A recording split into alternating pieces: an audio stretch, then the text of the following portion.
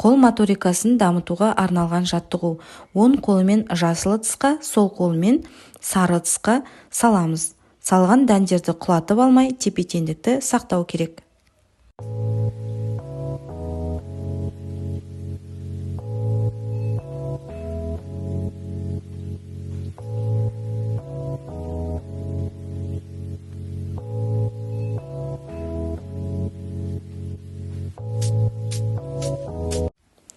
Келесі нейро жаттығу. Баланың есте сақтау қабілеттерін, мидың жұмыс істеуін арттыру, ақпаратты тез қабылдап, қорытуға көмектеседі және мидың жұмыс істеуін өнімділігін арттырады.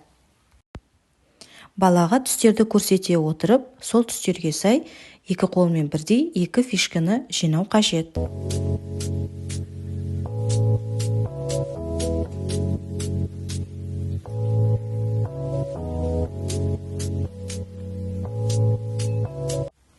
Ұсынылған ойындарды үй жағдайда және бөбекжайда балалар